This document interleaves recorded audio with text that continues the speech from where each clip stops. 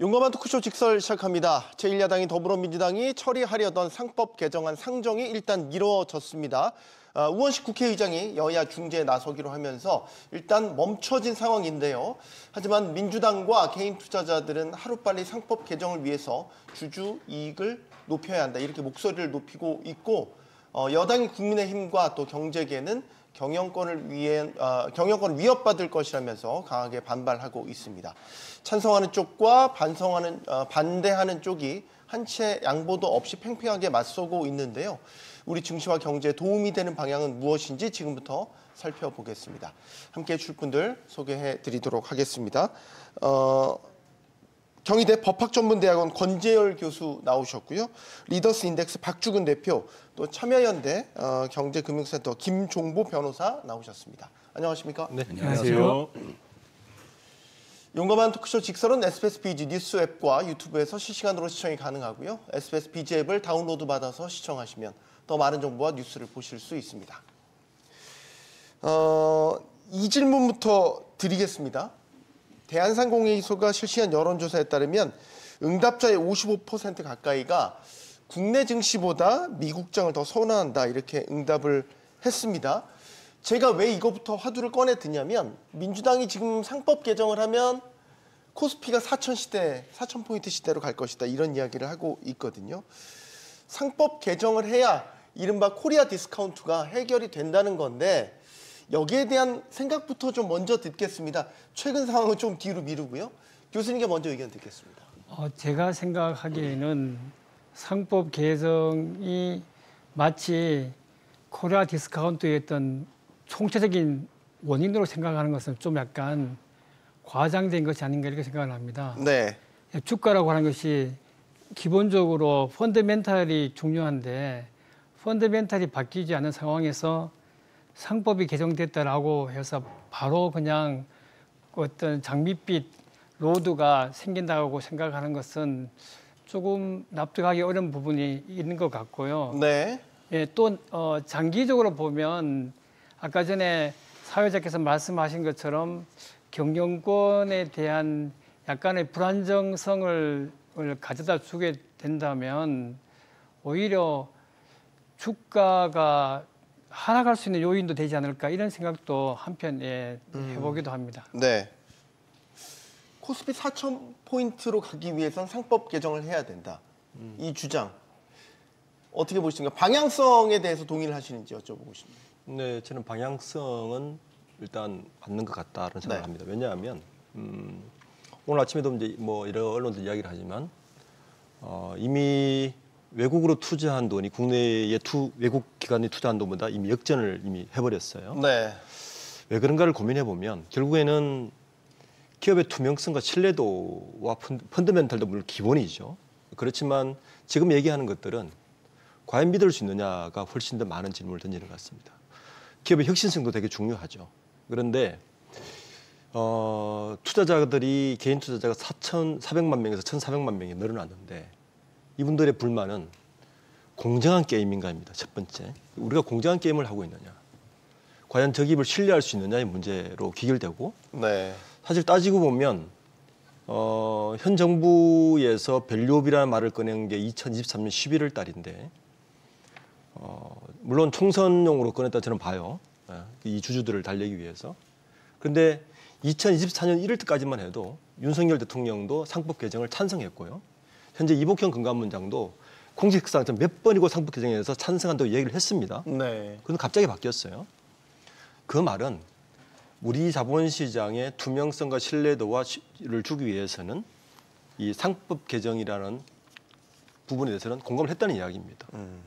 그게 모든 것의 원인은 아니지만 중요한 한 부분이라는 건 저는 동의하고 있습니다. 꼭 상법 개정을 해야 코스피 4,000포인트를 갈 것이냐? 아이, 그런 건 아니죠. 무슨 법 하나 바뀌었다고 4,000포인트 등가가 올라가고 그래요. 등가가 되지는 않겠지만. 아니, 당연하죠. 요즘 법 하나 바뀌어서 주가 올리면 막 법 개정해서 주가 올리죠. 그러니까 그런 건 인과관계는 당연히 없는 것 같고요. 근데 아까 교수님 말씀 잘하신 것 같은데, 펀더멘털이 문제예요. 우리나라 펀더멘털 거버넌스가 도대체 어떻게 돼 있느냐. 그동안 너무 재벌 총수 일가이기만 일감 무너지고 그들이 다 먹고 떨어지지 않냐. 그러니까 이제 제발 일반 주주들 좀 보호해 달라. 이런 펀더멘탈을 좀 바꿔보자는 겁니다. 다른 나라 다 하고 있고 왜 우리나라만 안 하고 있냐. 이제라도 좀 하자. 근데 제가 보기엔 별로 안 올라갈 것 같아요. 재계가 이렇게 부정적으로 반응을 하는데 어떤 주주가 지금 경영자들 신뢰할 수 있겠어요. 와, 우리 상법 개정 안 돼. 이러고 있는데 누가 신뢰할 수 있겠어요. 어떻게 오르겠어요. 그러니까 저는 재계가 이런 거를 받아들이지 못하는 걸 좀 정말 이해하기 어려운 것 같아요. 재계가 그래 알았다. 우리가 여러분들의 이익까지 최선을 다해서 우리가 경영을 하겠다. 걱정 마시라. 상법 개정 문제 없다. 저희가 앞장서서 열심히 경영해서 우리나라 증시 올리겠다. 주식 가치 올리겠다. 기업 가치 올리겠다. 이렇게 해야지 콜리어 디스카운트가 해소되지. 주가도 올라가고요. 근데 그렇지도 않은데 어떻게 신뢰할 수 있겠어요. 저는 뭐 상법 개정된다고 코스피 지수 4천은 아닌 것 같습니다. 네. 제가 한 말씀 드리면 재계나 정부 측에서 상법 개정을 반대하는 것은 맞지만 자본시장법 개정을 반대하고 있지는 않는 걸로 알고 있습니다. 네. 예, 그런 점에서 보게 되면 혹시나 약간의 어떤 말씀이 오해를 살 수 있는 여지가 있다고 생각하는데요. 그러니까 어떤 상법 개정으로 생겨날 수 있는 다양한 뭐 부작용을 최소화할 수 있는 범위 내에서는 이 재계 측도 나서겠다는 것이 입장으로 저는 알고 있습니다. 자, 상법 개정의 주요 내용 저희가 많이 다뤄봤지만 다시 한번 말씀을 드리면 이제 이사들, 그러니까 이사회를 구성하는 이사들의 충실 의무 대상을 확대하는 게 골자입니다. 기존에는 이사들의 판단 기준이 회사였죠. 회사. 그런데 이제 이거를 주주로까지 확대하자라는 겁니다. 이렇게 이사 충실 의무 대상에 주주가 포함될 경우 어떤 일이 벌어질까? 여기에 대한 지금 찬반 논쟁이 굉장히 뜨겁단 말이죠. 네. 사실 좁혀지지도 않고 있는 것 같아요. 어떤 일이 벌어진다고 보십니까?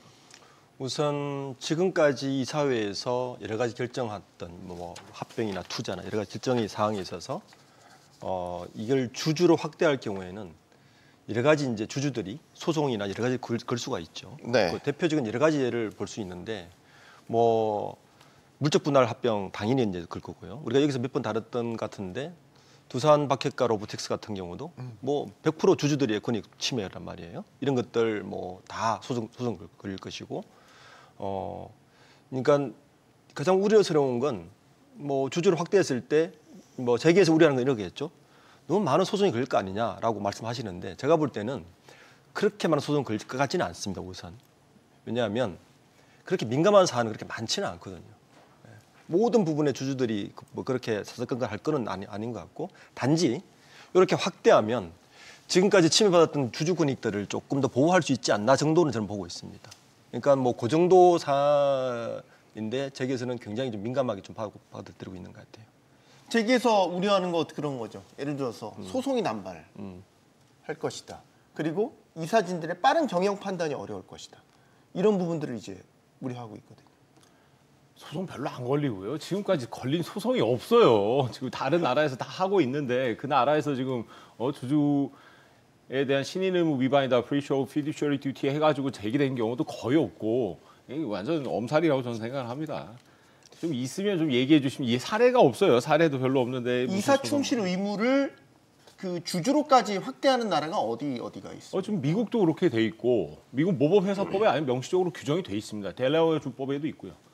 제가 찾아봤더니 델라웨어 주법을 준거법으로 하는 가장 대표적인 회사 중 하나가 구글의 지주회사 알파벳이에요. 네. 그 알파벳 정관을 보니까 거기 정관으로 딱 적혀 있습니다. 이사는 주주에 대한 신인 의무를 위반해서는 안 되고 법이 정한 허용하는 한도 내에서만 감면된다. 아예 정관에 그렇게 박혀 있어요. 그런데 구글 지주회사의 주주들이 뭐 구글 알파벳 상대로 소송한 적이 있습니까? 없어요. 예를 들어 테슬라를 예를 들면 일론 머스크를 대상으로 주주들이 소송을 여러 차례 제기한 바가 있습니다. 그가 받는 급여라든지 어떤 경영적 판단에 있어서 잘못됐다라고 하는 부분들. 네네. 그런 경우는 충분히 있을 수가 있죠. 그러니까 테슬라 재계도 이제 그런 부분을 우려를 하고 있는 거죠. 이런 것들이 잘못 악용될 여지가 충분히 있다라고 보는 거죠. 어떤 악용을 얘기할까요? 예를 들어서 테슬라 트집이죠, 트집. 그러니까요. 쉽게 얘기해서. 저는 그렇게 생각해요. 일론 머스크가 이번에 소송에서 졌습니다. 아시다시피. 일론 머스크가 자기에게 되게 너무나 많은 스톡 옵션을 스스로 부여하는 의사결정을 했을 때 주주들이 당연히 반발할 수 있죠. 왜 회사를 지배하는 자가 자신의 이익을 우선적으로 도모하느냐. 회사 전체 일반 주주를 고려하지 않고 자신의 보수를 그렇게 높이면은 어떡합니까? 지금 재계에서 맨날 주장하는 게 노동자 임금 인상하면 안 된다 하는데 왜 자기들 이사의 보수는 경영 성과에 대한 성과 보수를 그렇게 높이나요? 똑같은 얘기 아닌가요? 주주 입장에서 보면은 물론 임금 인상을 해가지고 자신에 대한 영업이익이 줄고 배당이익이 줄다. 거기에 대한 불만 가질 수 있습니다. 그럼 동시에 똑같은 논리로 이사가 스스로에 대한 보수를 깊이 높인 것에 반대할 수 있겠죠. 거기에 대해서 과연 정관을 정관을 지킨 것이냐에 대해서 문제제기할 수 있죠. 당연히 이건 주주의 권리라고 생각합니다. 권 교수님은 어떻게 보십니까? 제가 보기에는 지금 이제 김 변호사님 말씀하신 이사의 의무가 회사뿐만 아니라 주주에 대해서도 뭐 적용된다라고 하는 규정을 이제 미국 델라웨어주 회사법에 두고 있다라고 말씀을 하셨는데요.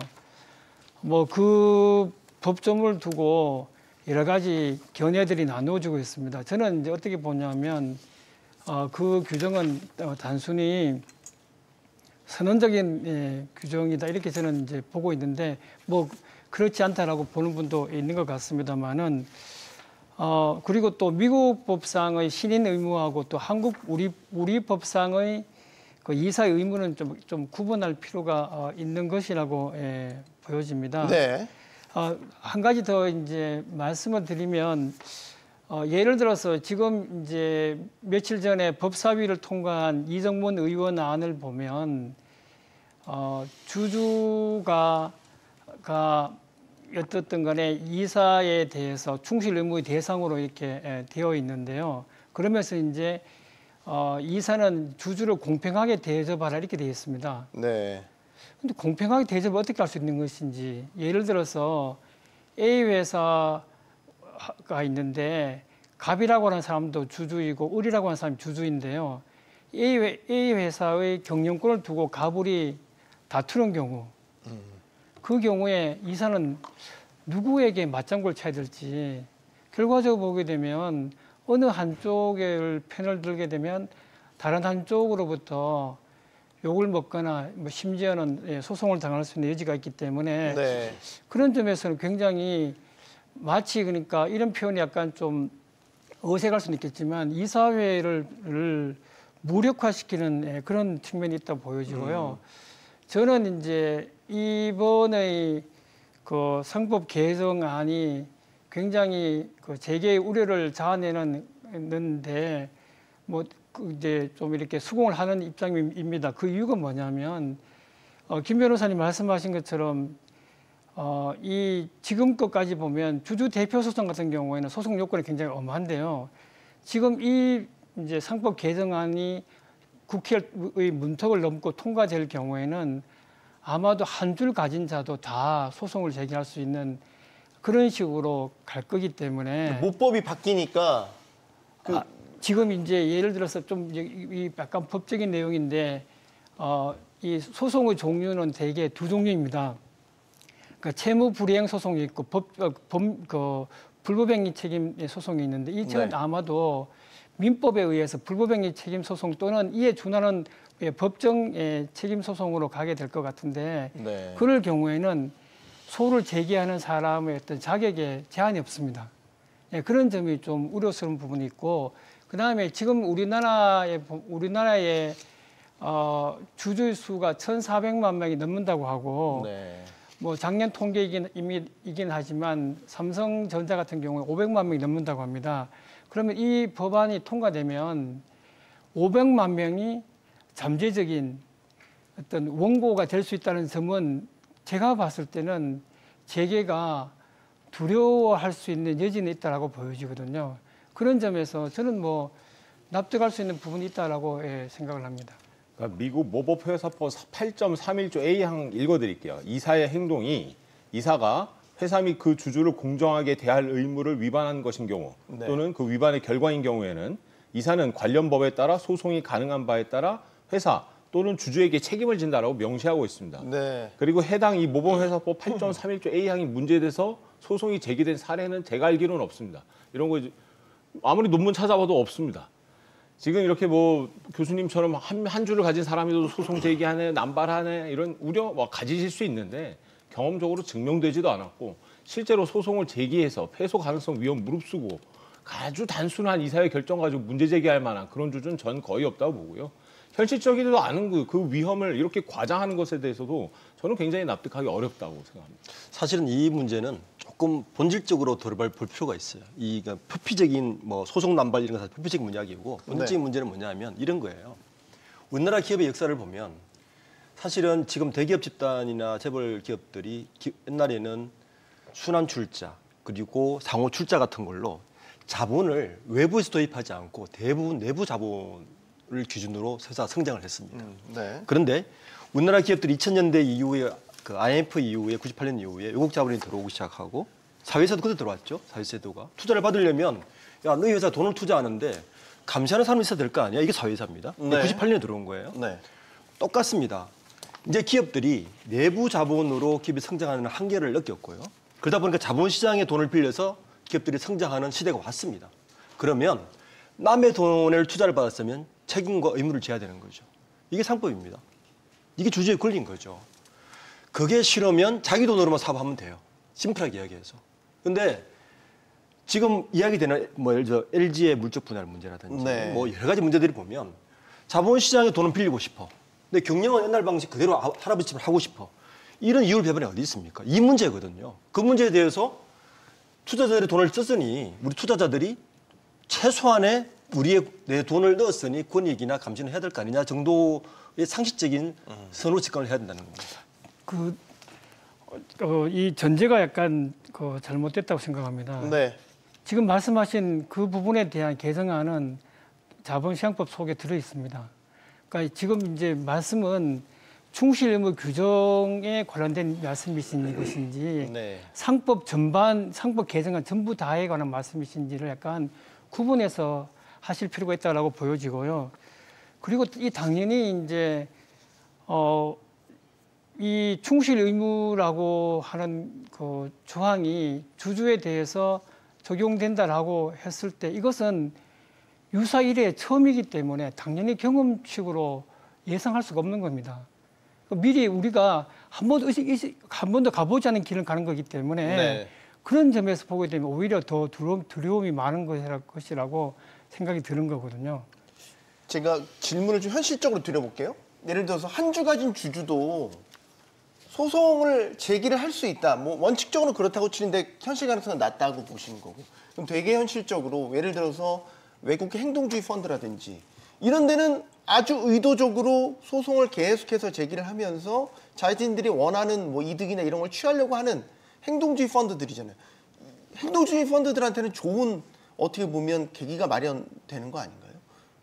그렇게 볼 수 그거는 있겠죠. 좀 다른 얘기잖아요. 이건. 그렇게 네. 볼 수 있겠죠. 다시 말해서 자본력이 있는 행동주의 펀드가 네. 주주다. 한 5% 정도 가지고 있다. 근데 회사 지배구조에 문제가 있다. 또는 의사결정에 문제가 있다. 소송 제기할 수 있죠. 제기할 수 있죠. 예. 근데 이제 너무 악의적으로 악용될 경우에 배당을 뭐 무턱대고 막 늘려달라. 근데 이제 회사는 장기 성장을 위해서는 뭐 일정 부분 지금 배당을 줄이면서 뭐 미래를 위한 투자 뭐 이런 식의 이제 장기 계획들을 세웠는데 네. 건건이 계속 트집을 잡으면서 발목을 잡게 되는 이런 행동주의 펀드들의 악의적인 소송 제기 이런 거는 걱정해야 되는 거 아니에요? 지회장님께서 굉장히 예를 잘 들어주셨는데 예를 들어 회사에서 일주당 뭐 500원 배당하기로 했는데 행동주의 펀드에서 무슨 소리냐? 1,000원 배당해달라. 네. 할 수 있지 않냐? 문제 있다. 니네 이사에 문제 있어. 니네 이사들 주주에 대한 충실 의무 위반이야. 소송. 이길까요? 질까요? 저는 100% 진다고 봅니다. 그러면 그 이사들이 행동주의 펀드의 주장을 받아들이지 않았다고 해서 이사의 충실 의무를 위반한 거냐? 천만에란 말씀이죠. 전체 주주의 이익을 고려하는 것은 굉장히 추상적인 얘기입니다. 그럼 행동주의 펀드, 야 주당 1,000원 배당해라 이런 주주도 있겠지만 아니야 주당 500원 오케이야. 아니야 이번에 주당 차라리 300원 정도만 배당하고 회사 잉여 유보금 더 많이 남겨놔. 그리고 이거 더 장기 투자하는 주주마다 생각 다 다릅니다. 이 개별 주주의 입맛에 맞게 굴란 얘기가 아니에요. 이 얘기는. 어떤 것이 전체 주주별로 이해 충돌이 있을 때 특히 제주주 일가, 지배력을 중시하는 지배주주의 일가와 네. 그렇지 않은 일반 주주의 이해 충돌이 있을 때 어떻게 하면 보다 공평한 이익을 도모할 수 있을까를 고려하라는 겁니다. 이사들이. 그렇지 않고 일방적으로 지배주주의 의사결정에만 따르거나 또는 전체 주주의 이익을 침해하는 어떤 영업적 결과를 가져오게 될 때 이때 문제가 된다는 거죠. 이런 경우 굉장히 드물고 아까 주당 배당 이익 갖고 문제되는 경우에서 소송 가보세요. 저는 100% 진다고 봅니다. 이런 지는 사례가 누적되면 과연 행동주의 펀드들이 소송을 계속 제기할까요? 천만에란 말씀입니다. 만약에 미국에서 이미 그런 건 다 결론이 났습니다. 배당을 제가 예로 들었지만 배당이 아니라 경영적 판단에 있어서도 예를 들어서 이의를 계속 제기할 수 있다라는 거죠. 그러니까 이의와 근데 제기를 그 할 수 이의 있죠. 제기의 배경이 기존 사례들도 보면 악의적인 경우도 꽤 있었어요. 그러니까 경영권을 나중에는 결국 가져가기 위한 어떤 나쁜 목적을 갖고서는 계속 이런 상법 개정된 내용을 가지고 그걸 이제 근거로 해서 뭐 소위 경영의 발목을 계속 잡는 사례들이 벌어지지 않을까. 특히 이제 우리는 먹잇감이 된 사례도 여러 있었죠. SK 소버린 사태도 그렇고, 뭐 엘리엇 펀드도 그렇고, 뭐 여러 우리가 집을 수 있는 사례들이 있잖아요. 재계 입장에서 충분히 걱정할 수 있다고. 여기서는 한 가지 이제 간과하는 것이 뭐냐면 이 주주의 이익의 이라는 말에 주주가 500만 명이면 500만 명의 이익이 다 다를 수는 없어요. 그러니까 상식적으로 보면 그 주주의 이익이라는 거는 보편적인 주주의 이익을 당연히 이야기하겠죠. 그거에 대해서.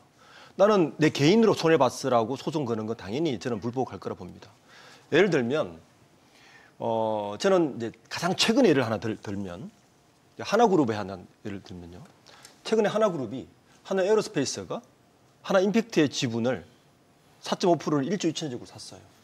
하나 임팩트는 김성인 회장 그 자녀 3명, 김동관 부회장, 김동선, 김동원 이 세 분의 그 100% 지분을 갖고 있는 하나 에너지가 의 자회사입니다. 네. 그런데 하나 에어로스페이스가 돈이 있다고 해서 주가가 가장 비쌀 때 이걸 사준 거예요. 그럼 그 돈은 하나 에너지로 가겠죠. 하나 에어로스페이스의 주주들은 손해를 본 거란 말이에요. 이거 사법에 이제 이 사법이 통과됐다면 소송 걸 수 있죠. 근데 문제는 아까 이제 자본시장법을 말씀하셨는데 이럴 때 문제가 생기는 거예요. 대부분 우리나라 지배구조의 개선을 보면 대부분 비상장사를 통해서 경영권 승계를 합니다. 그러면 자본시장법만 핀셋 규정으로 개정을 했어요. 네. 비상장사를 통해서 지배구조 개편하는 대부분인데 이게 다 부수적으로 다 빠집니다. 저는 그래서 기본적으로 자본시장법의 이 개선은 핀셋 규제로 뭐 전부 한다는데 이거는 사후적 규제에 불과하다. 그러니까 기본적으로 주주들이 신뢰할 수 있는 걸 상법 개정으로 가야만이 이런 부분들이 개선이 될 거라고 저는 보고 있는 거죠. 늘 또 코리아 디스카운트의 사례로 그 얘기하는 게 이제 문어발식 상장이죠. 아까 LG 사례도 들었지만 이런 식의 이제 쪼개기 상장을 하는 게 결국에는 그 모회사의 본질적 가치를 떨어뜨림에도 불구하고 회사 입장에서는 시장에서 돈을 소위 자본을 끌어모으기 위해서 무리한 이런 문어발식 상장을 하는 경우가 많이 있었잖아요. 이거는 교수님께 답을 좀 해주셔야 돼요. 그러니까 상법 개정이 되면 이런 식으로 상법 개정이 돼서 이사들의 경영 판단에 이사들의 판단에 있어서 주주들의 이익까지 고려하게 된다면 이런 식의 무리한 상장은 제어가 되지 않을까라는 생각을 하게 되는데 사례들이 많이 있었지 않습니까? 우리나라가 이렇게 중복 상장, 이중 상장이 시행되게 된 배경을 보면 네. 1963년도에 고 박정희 대통령이 자본시장을 육성하기 위해서 자본시장 육성법이라고 하는 것을 이제 만들었습니다. 네. 그리고 난 다음에 여러 기업들로 하여금 이제 상장을 독려하다 보니까 이런 일이 생겨나게 됐습니다. 근데 가만히 생각해 보면 LG 에너지 솔루션이 이제 탄생하기 이전의 단계를 보면 네. 물적 분할을 했을 때 주가가 올라갔느냐 내려갔느냐에 관해 통계가 보면 나눠져 있습니다. 올라갔다는 것도 있고요. 물적 분할이 주주에게 반드시 손해다라고 하는 그 문헌도 있지만 그렇지 않은 문헌도 꽤 많습니다. 다만 이제는 우리가 경험에 의해서 이제 물적 분할은 무조건 주주에게 손해를 가져다 준다 이런 이제 인식이 확산됨에 따라서 물적 분할만 되게 되면 무조건적으로 어떤 소수 주주에게 뭔가 해를 끼친다라고 하는 인식이라든가 공감대가 형성된 것으로 보여지는데요. 저는 뭐 말씀하신 것도 의미가 있다라고 생각하는데 한편으로 봐서는 네. 혹시나 요즘처럼 이 동학개미하고 서학개미가 겨루고 있고 오히려 서학개미가 더 많은 이런 어떤 상황에서 국내에서 이제 자본 조달을 하지 못할 경우에 네. 혹시나 이러한 기업들이 우량 기업들이 중복 상장이라고 하는 어떤 그 우려 때문에 외국의 자본시장을 이용하게 되는 그런 우려가 좀 걱정되는 부분이 있다라고 보여집니다. 네. 그리고 이 상법 개정을 보면 상법 개정에서는 분할에 관해서 소수 주주를 보호하는 문제에 관해 가지고 적어두고 가능하지만 그러니까 적용이 가능하지만 중복 상장의 문제는 사실상 상법에 관할 사항이 아닙니다. 왜냐하면 중복 상장이라고 하는 것은 상장 규칙이라든가 한국거래소라든가 우리의 어떤 상장 관련된 규정의 문제이기 때문에 상법이 다루고 있는 그런 사항은 아니거든요. 그래서 이 상법 개정이 문어발 상장을 막을 수 있을에 관해서는 이거는 좀 생각을 달리할 수 있는 여지는 있지 않을까 이렇게 보여진다는 제가 겁니다. 좀 말씀드릴게요. 지금 중복 상장한 이유는 의결권 희석을 방지하기 위해서예요, 사실. 자, 예를 들어 LG 에너지 솔루션 사태 얘기해 보면 이렇죠. 원래 LG화학이 배터리 잘 하고 있었습니다, 그죠? 근데 LG화학 입장에서는 경영적 판단을 따라서 우리가 배터리 공장을 더 투자하고 하려면 외부 자본 조달이 필요해요. 더 이상 회사채로 안 돼. 네. 그러면 두 가지입니다. 가장 먼저 생각한 건 유상증자예요, 원래. LG화학이 유상증자를 하면 됩니다. 주식을 더 발행하고 주주를 대상이든 제3자든 제3자들 네. 원래 기존 주주가 우선적으로 당연히 유상증자 대상이 되겠죠. 그러려면 어떻게 해야 되느냐? LG화학의 기존 주주인 LG 지주회사, 주식회사 LG 지주회사가 돈을 더 내면 돼요. 네. 그렇죠? 그리고 다른 LG화학 기존 주주들도 주식을 인수하면 됩니다. 아니면 못하면 실권주가 되면 제3자 배정되는 거고. 네. 그럼 굉장히 인기 좋았어요. 당시 LG화학 주가 50만 원 넘었습니다. 문적 분할로 지금 20만 원대예요, LG화학. 그러니까 주주들이 난리 나는 거죠. 어쨌든 자 그러면 LG 지주가 돈을 내려면 어떻게 됩니까?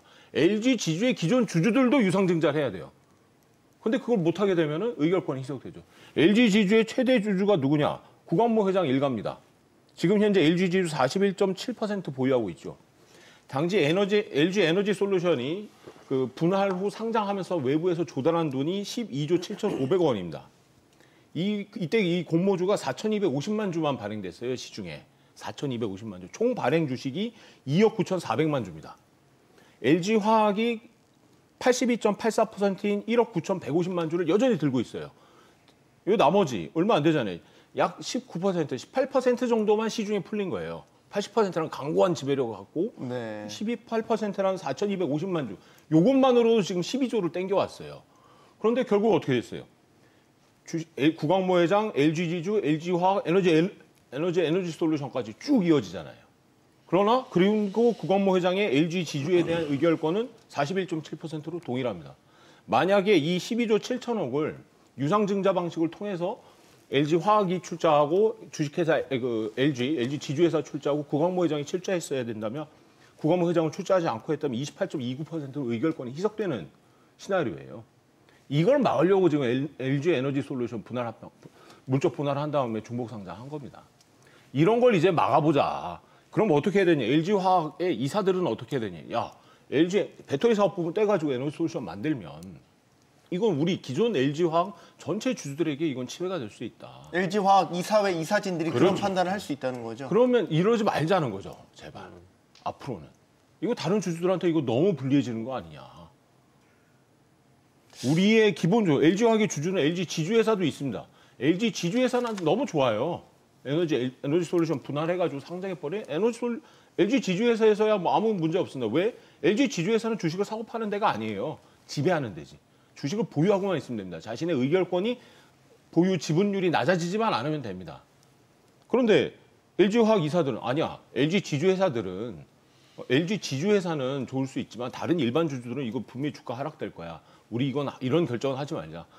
물적 분할로 쪼개 상장하지 말고 그냥 우리 정정당당하게 유상증자하자. 이렇게 해서 자금 조달해서 우리 배터리 사업 더 키워보자. 강고한 대한민국 만들어보자. 이렇게 결정해달라는 거죠. 이 상법 개정이. 이걸 자본시장법으로 되냐? 안 된다는 겁니다. 왜? 첫 번째로 자본시장법은 자본시장과 금융투자업자들을 규제하는 법이에요. 회사의 이사를 규율한 법이 아닙니다. 그럼 회사법에다 넣어야죠. 왜 회사법에 넣어야 될 걸 자본시장법에 넣냐 이거죠. 이건 법체계상 맞지 않고 이건 교수님께서 잘 아실 거라고 생각합니다. 그래서 뭐 이렇게 핀셋 규제 자본시장법 개정을 통해 해결할 수 있는 거 왜 상법으로 하냐 이런 얘기들 많은데 이건 자본시장법 해결되는 문제가 아니기 때문이에요. 이건 회사에 관한 거는 회사법에 넣어야지 왜 엄한 자본시장법에다 넣습니까? 이건 말이 안 되고 자본시장법에 회사의 이사에 대한 의무를 규정하는 경우는 없습니다. 이런 걸 하면 어때요? 자본시장법 안에 이사회가 예를 들어서 분할 상장 같은 걸 결정할 때 합병 목적, 기대효과, 그다음에 합병가 그 가액 정할 때 적정 가격 산정에 대한 그 의견서나 이런 것들을 제3기관을 통해서 작성하고 이거를 투명하게 공시를 하고 그다음에 기존 주주들에게는 우선 매수 청구권 같은 것들을 더 확고하게 부여를 해서 권리 보호를 해주고 요지는 자본시장법 개정으로만도 어느 정도 보완이 되는 거 아니냐라는 질문을 드리는 거죠. 꼭 그렇게 상법의 그 규정을 바꾸는 거 말고요. 저는 뭐 둘 다 가능하다고 생각해요. 네. 근데 자본시장법에 이사의 의무를 규정하는 것은 법체계상 맞지 않는다. 첫 번째 말씀이고 그다음에 이제 합병 당시의 가액 산정 방식에 대해서는 개정할 필요가 있다. 왜냐하면 지금은 이제 시기별로 해서 3개월 평균 종가 갖고 이제 합병 가액을 결정하게 되는데 그렇게 보니까 부당한 일이 발생하는 거죠. 대표적인 얘기 삼성물산 제일모직 합병 2015년도에 있었던 일이잖아요. 네. 예. 그런데 이 시기를 결정한 게 누굽니까? 이사회죠. 이사회를 가장 지배하는 곳이 어디? 총수일가잖아요. 총수일가의 이유는 대주주 일가에게 유리한 합병 시기를 결정함으로써 당시 시가대로 이행되는 경우가 발생하니까 이러지 말자. 거기에 대해서 제3자의 의견을 들어보자. 이런 의견은 나올 수가 있죠. 박중훈 대표님, 이사들은 이런 판단을 할 때 나중에 그 결과가 잘못됐거나 부정적인 결과를 초래했을 때는 어떤 책임을 지는 겁니까? 이사들 말이에요. 원래 이사들은 그에 대한 뭐 여러 가지 책임을 져야 되는 게 맞죠. 지금은 구체적으로 그에 대한 책임을 지는 게 없을 거예요. 임기 연장이 안 된다라든지 그 정도의 그런 페널티가 없습니다. 지금 이번에 삼성 이번에 무죄가 났잖아요. 네. 그것도 보면 만약에 이번에 상법이 지금처럼 개정됐다면 저는 무죄 안 났을 거라 봐요. 왜냐하면 이게 어떻게 되냐면은 법적 책임을 물을 수 없게 돼 있어요. 현재 법으로는. 이게 이제 이 합병에 대해서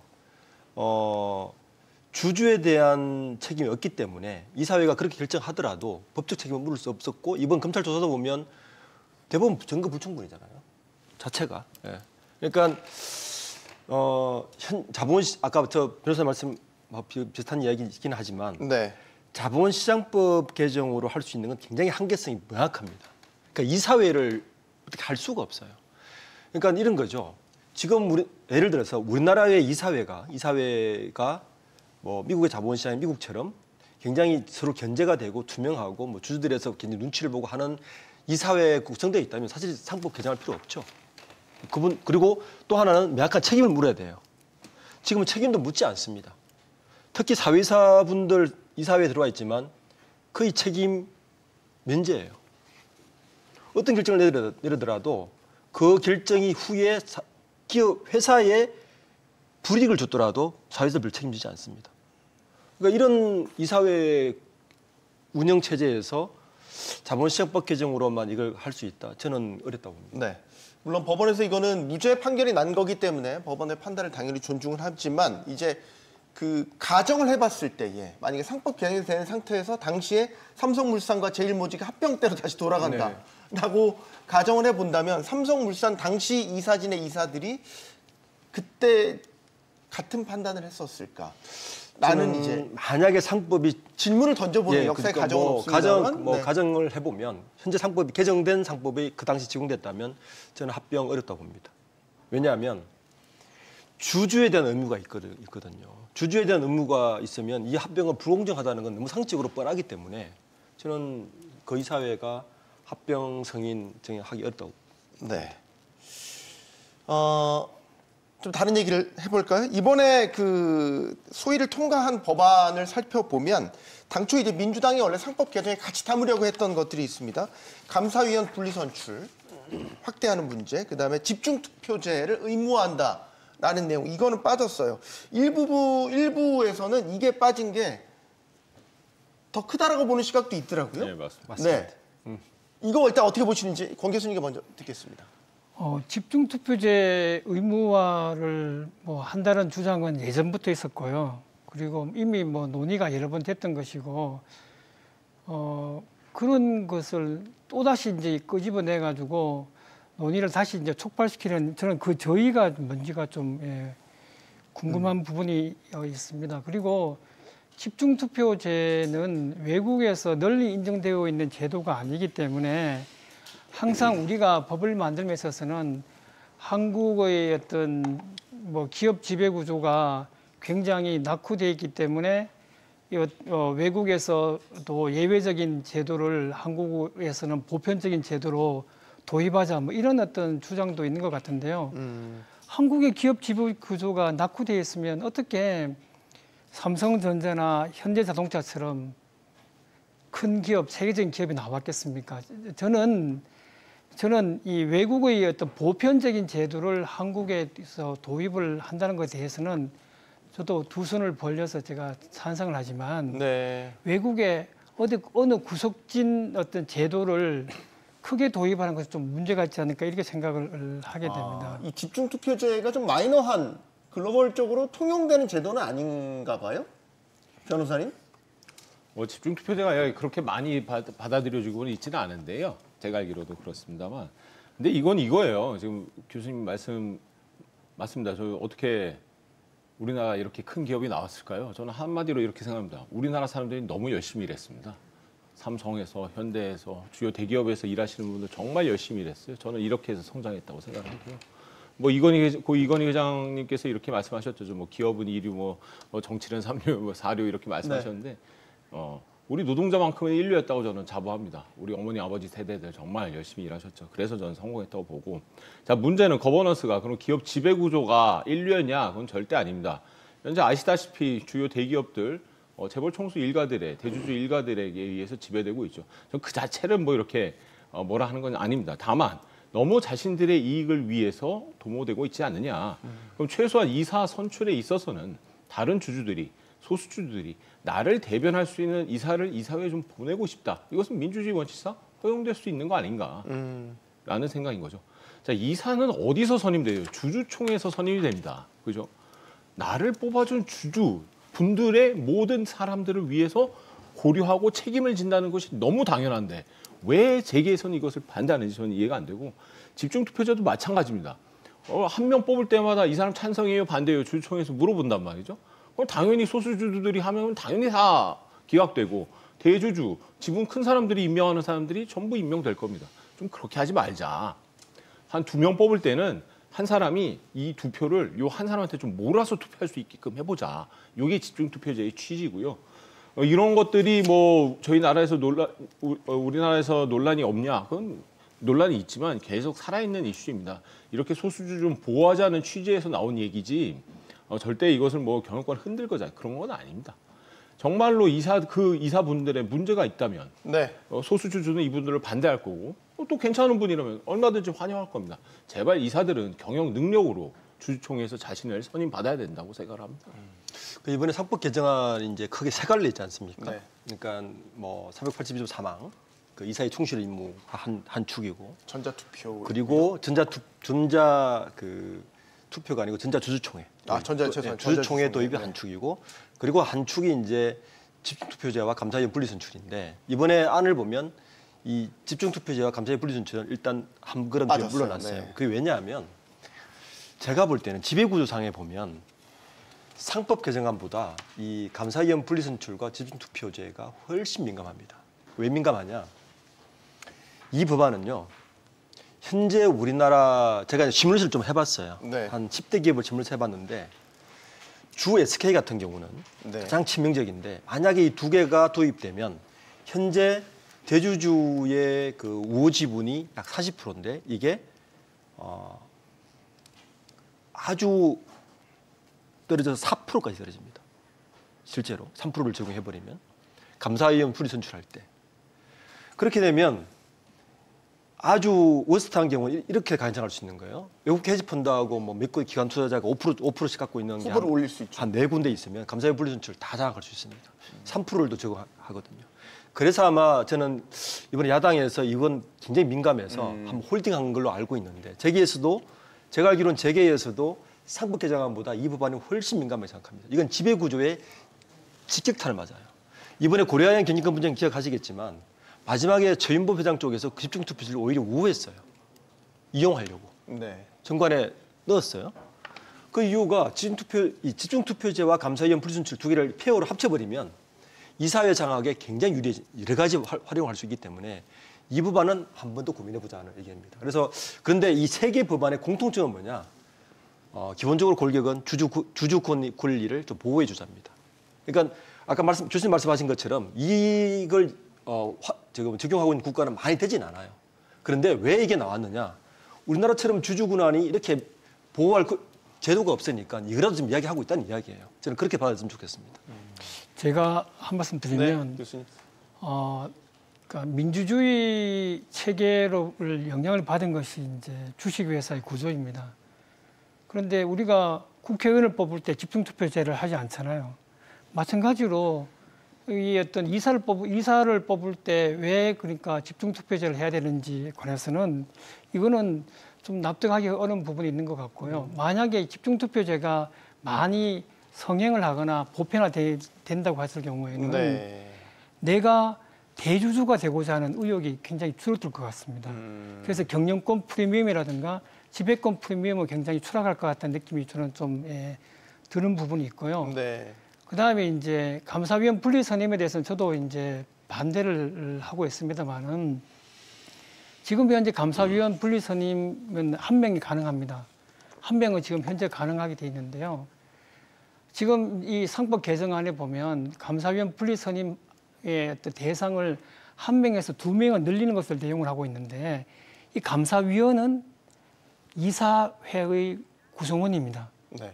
근데 이사회의 구성원인데 주주가 이사를 선임한다라고 하는 것은 재산권의 행사거든요. 의결권 행사는 재산권의 행사인데 저는 감사위원이 그냥 이사회에 들어가지 않고 감사로서만 역할을 하게 된다면 저는 두 분 말씀하신 것처럼 아무 문제가 없다고 생각이 드는데요.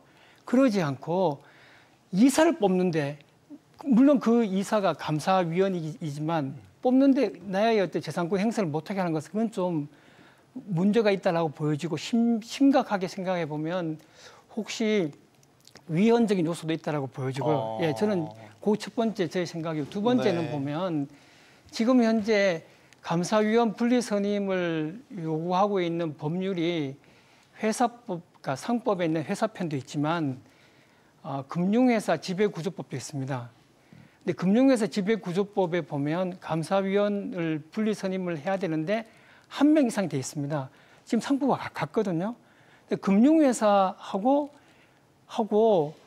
이 상장회사하고 똑같게 바라보면 그 점은 제가 이해되는 부분이 있습니다. 둘 다 어떤 규제 대상이니까.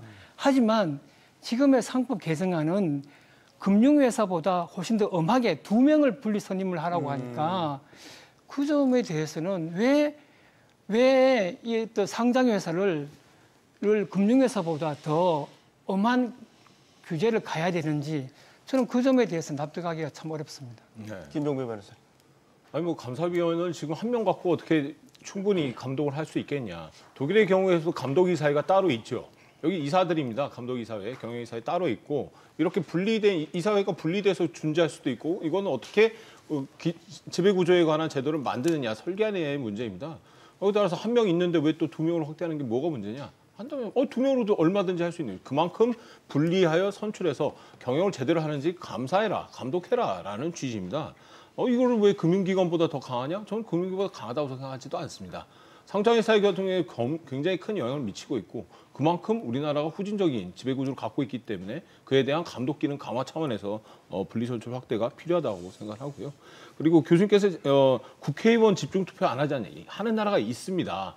중대선거구 제도로 운영한다면 해당 지역에서 국회의원은 뭐 2명, 3명 뽑을 수도 있거든요. 간접적으로 집중 투표하는 효과가 나타날 수는 있겠네요. 아니요, 그러니까, 중대선거구제면. 그런데 중대선거에서 1, 2, 3, 1, 2, 3, 4, 5, 6, 7, 8, 90 중에 1, 2, 3 찍을 수도 있고 4, 5, 6 찍을 수도 있고 그런데요.